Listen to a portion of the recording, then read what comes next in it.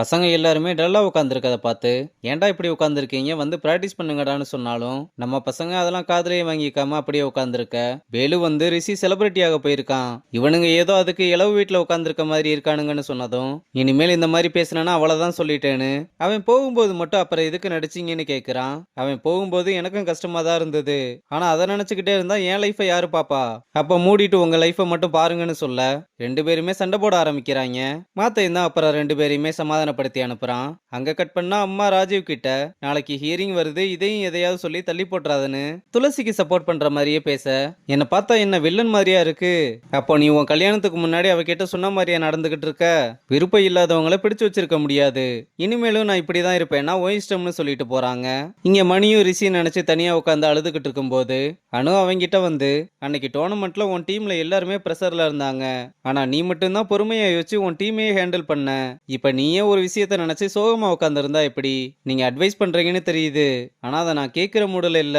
அதை தான் நானும் சொல்றேன். நீ இப்ப எப்படி இருக்கேன்னு உனக்கே தெரியுதுல. என்ன பத்தி நான் நோட்டீஸ் பண்ணாத விஷயத்தெல்லாம் நீ நோட்டீஸ் பண்ணி வச்சிருக்க. பரவாயில்ல, அதுக்குள்ள புரிஞ்சுக்கிட்டேன்னு சொல்லும்போது, தங்க அந்த பக்கம் வர்றதை பார்த்ததும் நைஸா அங்கிருந்து கிளம்பி எஸ்கேப் ஆகுறான். இங்க அம்மாவும் வீட்ல ரங்கன் கிட்ட கல்யாணத்தை பத்தி பேசி, நீ இப்படியே இருந்துருவியோன்னு பயமா இருக்குடா.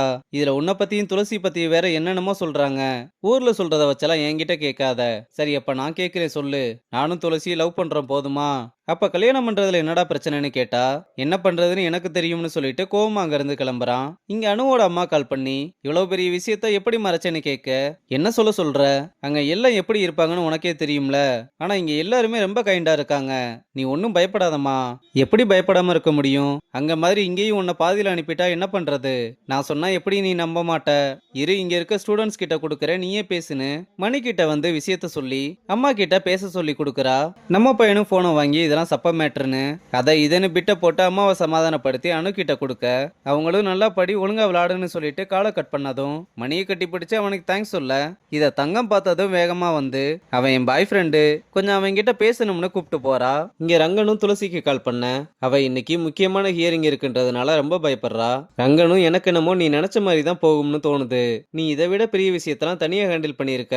இந்த விஷயத்துல நான் இருக்கேன், நம்ம இதை சேர்ந்தே பார்த்துக்கலாம்னு அவளை தைரியப்படுத்துறான். இந்த பக்கம் அணுவும் தங்கத்துக்கிட்ட வந்து, நீ அப்ப மணியை பாய் ஃப்ரெண்டுன்னு சொன்னது எனக்கு சொன்ன மாதிரி தெரியல, உனக்கே நீ சொன்ன மாதிரி இருக்குன்னு 2 பேரும் பேசிக்கிட்டு இருக்கத நம்ம பசங்களும் இந்த பக்கம் நின்று பார்த்துக்கிட்டு இருக்கானுங்க.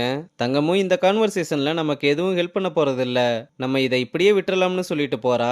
அப்புறம் நம்ம பசங்க வார்ம் அப் பண்ணிக்கிட்டு இருக்கும்போது ரங்கன் வந்து, இனிமேல் கிரிக்கெட் எல்லாம் ஒதுக்கி வச்சுட்டு கொஞ்ச நாள் படிப்புல கான்சென்ட்ரேஷன் பண்ணுங்கன்னு, எக்ஸாம் வரதுனால செமஸ்டர் ஹாலிடே கொடுத்து நல்லா படிங்கன்னு சொல்லி அனுப்புறான். அப்புறம் மணி தங்கத்தை கூப்பிட்டு, நீயும் அனுவும் அப்ப ஏதோ பேசிக்கிட்டு இருந்த மாதிரி இருந்தது, என்ன பேசிக்கிட்டு இருந்தீங்கன்னு கேட்க, நீ எக்ஸைட்டா கேட்கிற அளவுக்கு இம்பார்ட்டண்டா ஒன்னும் இல்ல, நீ அதை ஃப்ரீயா விடுன்னு சொல்லிட்டு கிளம்புறா. தங்க சொல்லலைன்னதும் அணு கிட்ட வந்து கேட்டா, நீ என்ன நினைக்கிறியோ அதான் நடந்துச்சுன்னு குழப்பி விட்டு போறா. அங்க கட் பண்ணா துளசி கோர்ட்ல வெயிட் பண்ணிக்கிட்டு இருக்கும்போது ராஜீவ் இன்னும் வரலேன்னு ரொம்ப டென்ஷனா இருக்க, அப்ப ஒரு வழியா ராஜீவ் அங்க வந்து, நான் வரமாட்டேன்னு பயந்துட்ட போல, டிராபிக்கா இருந்ததுனால கொஞ்சம் லேட் ஆயிடுச்சுன்னு சொல்றான். இங்க ரங்கனும் ருக்மணி கிட்ட, நான் அர்ஜென்டா சென்னை போகணும்னு லீவ் கேட்டா, ஏன் என்னாச்சு இப்படி திடீர்னு கேக்குற?